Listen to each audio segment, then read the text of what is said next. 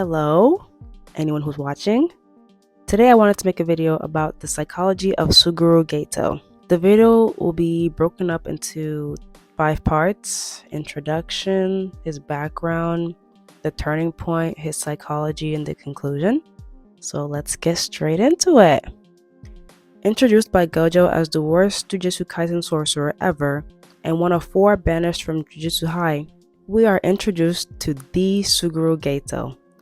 Dressed in a monk-like attire, yet throwing insults and taking lives without hesitation, his actions defy expectations set by his appearance.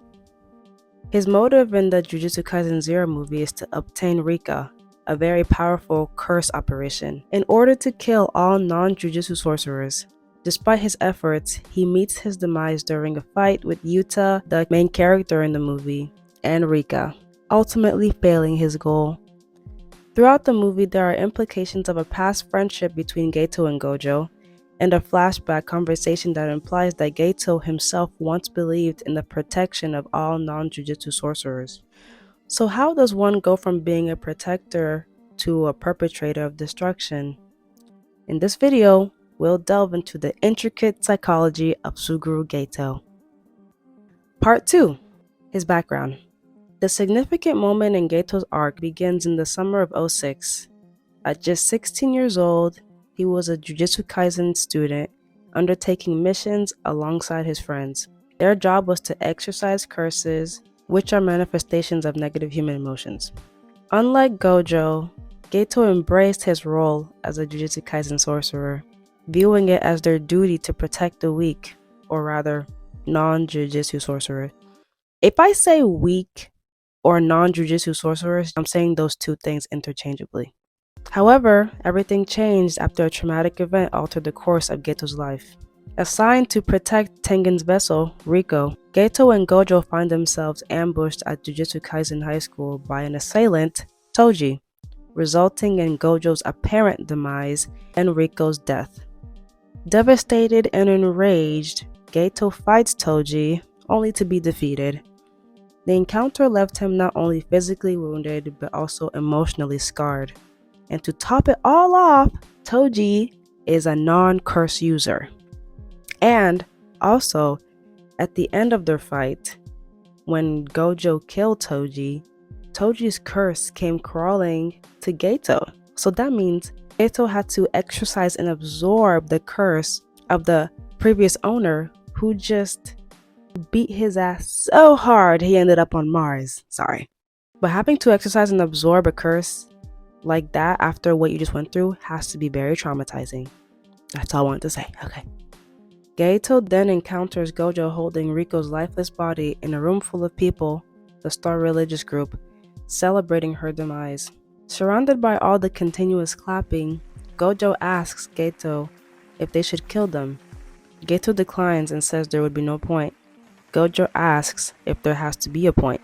This sequence of events marks the beginning of Geto's descent into darkness. Part 3. Turning point. A year later, at 17 years old, Geto has drastically changed, physically and mentally. Dark bags under his eyes and a notable weight loss, noted by Gojo, reflect in his inner turmoil. Geto has become a shell of who he once was. His purpose now clouded, the question, "Who am I doing this for?" echoes in his mind, as if the answer was once so clear and now isn't. Once his purpose was always to protect the weak, or non-Jujutsu sorcerers, only to be defeated by a non-curse user, and to be surrounded by a room full of people who quite literally applauded his defeat and trauma. Are those the people he's fighting for? Are those the people his peers are risking their lives and losing their lives for? Are those the people he consumes curses for? The same curses that, according to him, taste like vomit on a dirty rag? Once he did it for them, and now it seems like he's paying the price with his own suffering. Geto seeks clarity from his peers. Conversations with Haibara seems to disappoint him, while Tsukumo's idea of ridding the world full of cursed spirits piques his interest.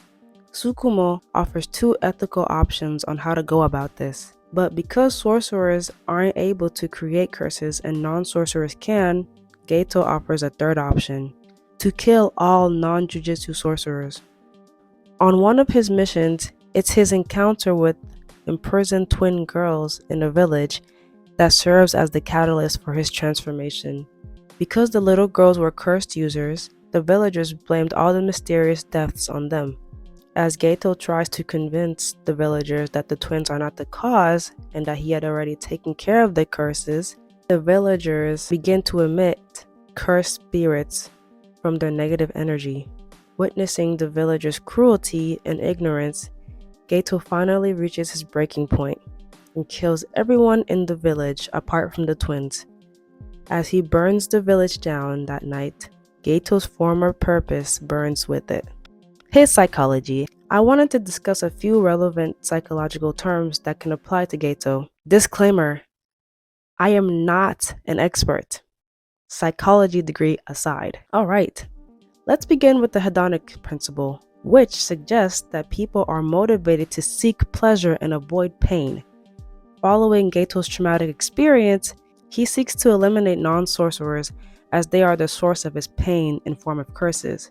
Removing them can be seen as avoiding pain, curses, to achieve pleasure, a world without curses. Moving on to his motivation, let's consider extrinsic motivation, which drives actions not inherently rewarding, but that can lead to reward. Geto's cult serves as a facade to collect curses, forcing him to interact with those he despises. Despite his feelings towards non-jujutsu sorcerers, the ultimate goal of acquiring curses drives his actions. So the reward would be to collect more curses to get closer to his ultimate goal of ridding the world of non-jujutsu sorcerers. Geto exhibits symptoms of depression and PTSD after his events of summer of '06. PTSD involves the reoccurring unwanted thoughts or images of trauma and avoidance of related triggers. Geto constantly hears the applause from Riko's death, indicating PTSD symptoms. Additionally, his physical appearance, including dark eye bags, weight loss, suggests signs of depression, which is a mood disorder marked by persistent sadness and loss of interest. Lastly, Geto also experienced burnout, characterized by physical, emotional, and mental exhaustion due to prolonged involvement in emotionally demanding situations, leading to decreased performance and motivation. Geto experiences extreme burnout as his trauma persists, and the actions of literally absorbing the shittiest part of humanity while his beliefs are challenged consumes him.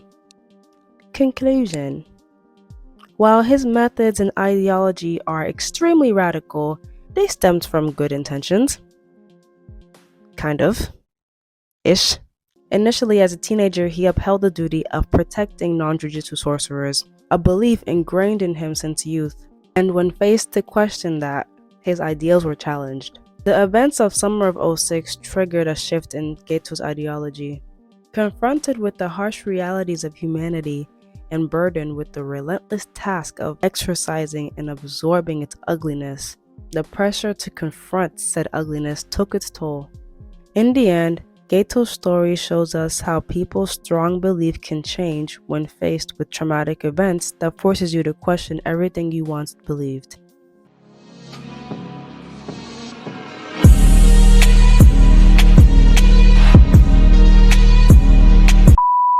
Alright, if you made it to the end of this video, thank you so much for watching.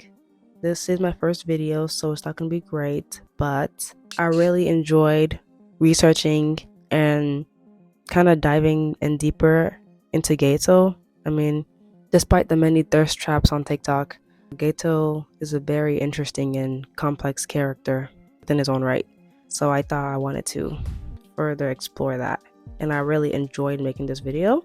And I would love to have a discussion in the comments below and hear everyone's thoughts or any critiques you have or anything you think I missed or I probably did miss. Thanks again.